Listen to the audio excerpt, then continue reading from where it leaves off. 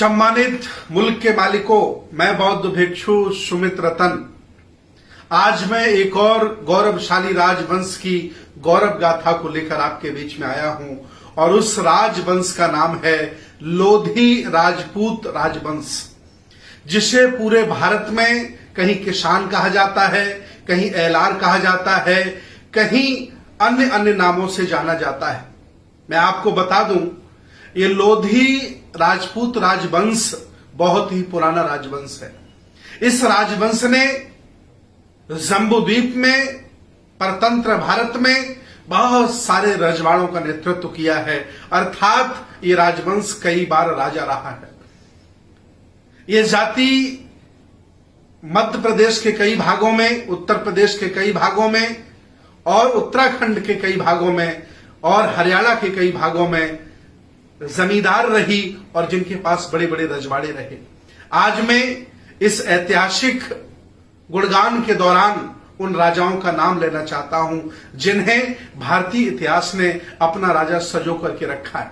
ध्यान दीजिए, पहले राजा हुए इस राजवंश के जगन्नाथ सिंह लोधी, महाराजा गज सिंह लोधी, महाराजा विक्रमजीत लोधी, महाराजा हृदय शाह लोधी, राजा ईश्वर सिंह लोधी, राजा दीवान सिंह लोधी, महाराजा छवि राय लोधी, राजा ब्रह्म स्वरूप जी।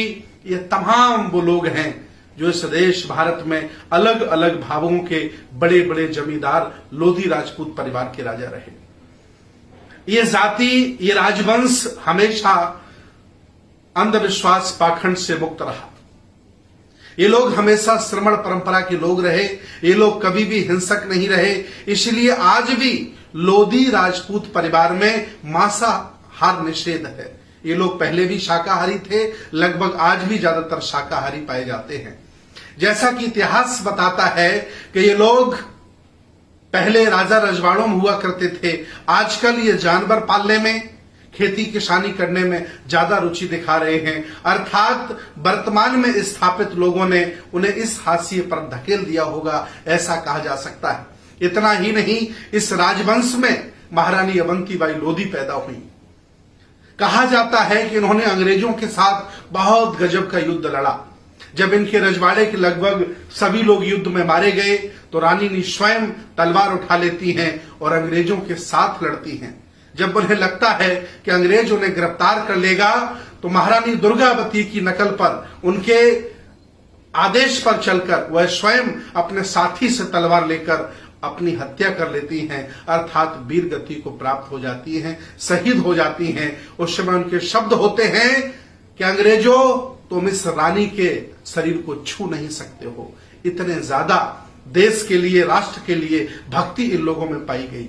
हालांकि इतिहास बहुत बड़ा है, बहुत सारे राजाओं का जिक्र है, बहुत सारे रजवाड़ों का जिक्र है, लेकिन मैं बहुत खास बात आपके बीच में करूंगा। इसके बाद स्वामी ब्रह्मानंद जी इस परिवार में पैदा हुए। आप सभी लोग जानते हैं, वह सांसद थे। चरखारी, महोबा, हमीरपुर, बांदा, ये राठ पूरा क्षेत्र उनका था। वो जनसंघ के सांसद हुए। बाद में वो इंदिरा गांधी जी के साथ चले गए और इंदिरा गांधी जी को वो बेटी कहा करते थे, इतना ज्यादा उनका सम्मान था। आज भी उन्होंने पूजा पर बहुत ज्यादा विशेष ध्यान नहीं दिया, उन्होंने शिक्षा पर विशेष ध्यान दिया। आज भी आप चले जाइए, उनकी जन्मभूमि में बड़े बड़े स्कूल कॉलेजेस बने हैं जो आज आम जनमानस को शिक्षा देने का कार्य कर रहे हैं। इतना ही नहीं, इस परिवार में एक और नाम है, माता दीन लोधा। उन्नाव कानपुर की घटना है।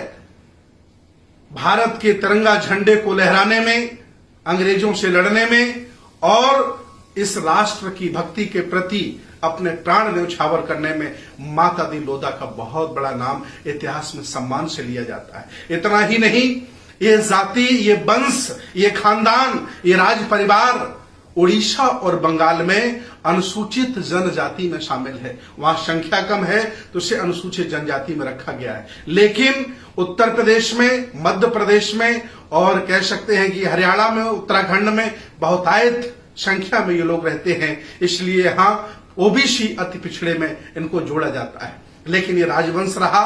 छत्री का शाब्दिक अर्थ हम समझा दें आप लोगों को, पाली भाषा में खत्तीय शब्द था। और खत्तिय का मतलब था जमींदार, खेती बाड़ी वाला, अर्थात वही व्यक्ति, यही शब्द आगे चल करके छत्री बना, अर्थात ये राजवंश क्षत्रिय राजवंश है, खेती बाड़ी वाला है। इन्होंने देश को संभाला है, देश को स्वर्णिम पहुंचाया है। इन्होंने हक वंचित असहाय कमजोर लोगों के साथ खड़े होकर हमेशा जुल्म के साथ डटकर मुकाबला किया है। ये राजवंश बहुत बड़ा राजवंश है। इतना ही नहीं, इस राजवंश में कल्याण सिंह बाबूजी ने जन्म लिया, इस राजवंश में उमा भारती ने जन्म लिया, इस राजवंश में प्रहलाद पटेल जो केंद्रीय मंत्री उन्होंने जन्म लिया, इस राजवंश में डॉक्टर भारत सिंह जो PIIT के मालिक है उन्होंने जन्म लिया। मैं पूछना चाहता हूं, जब देश आपने संभाला, देश को स्वर्णिम आपने बनाया, देश के लिए कुर्बानियां आपने दी, लेकिन आज मैं आपसे पूछना चाहता हूं, वर्तमान की संवैधानिक व्यवस्था में सुप्रीम कोर्ट में जज कितने हैं आपके, हाई कोर्ट में जज कितने हैं आपके, राज्यपाल कितने आपके, दूतावास में आप लोग कितने हो, मुख्यमंत्री कितनी बार बनने का आपको मौका मिला, इवन अयोध्या में राम मंदिर का जो न्यास बना है, जिसे हम ट्रस्ट कहते हैं, उस ट्रस्ट में आखिर आपको सदस्य क्यों नहीं बनाया गया है, मैं आपसे पूछना चाहता हूं। आज अगर ये परिवार, ये राजवंश, ये ऐतिहासिक राजवंश आज भी अपने पुरखों की यादों को ताजा करे, उनके पौरुष को पहचाने, तो आज भी मैं दावे के साथ कह सकता हूं कि लोधी राजवंश शासक बन सकता है और अपने सभी भाइयों को साथ लेकर अपने पुरखों की तरह ये शासक बन सकता है। लेकिन ऐसा देखने को नहीं मिलता है। लेकिन फिर भी ये लोग ईमानदार हैं, भले हैं, अच्छे हैं, बहादुर हैं। ये जहां हैं वहां ईमानदारी से लगे हैं। अगर ये खेती भी करते हैं तो ईमानदारी से खेती करते हैं, और जहां है ईमानदारी इनका आभूषण है, ईमानदारी इनकी पोशाक है। इनकी गिनती पूरे भारत में भले लोगों में की जाती है। हालांकि ये पुराने शासक थे, लेकिन मैं अपील करता हूं, ये बुद्ध का भारत, ये श्रमण भारत आज आपको पुकार रहा है। आओ एक बार फिर जागरूक होकर, इकट्ठा होकर, मैं आपको देश का शासक के रूप में देखना चाहता हूं, मैं आपको देश के मुख्यमंत्री के रूप में देखना चाहता हूं, मैं आपको बड़े बड़े पदों पर सुप्रीम कोर्ट में एज ए जज देखना चाहता हूं। मेरी इच्छा है आप लोग आए, जागरूक हों और जागरूक होकर सबको साथ लेकर भारत की पुनः कमाल संभालें, जैसे अपने पुरखों ने संभाली है। बहुत बहुत धन्यवाद, बहुत बहुत साधुवाद।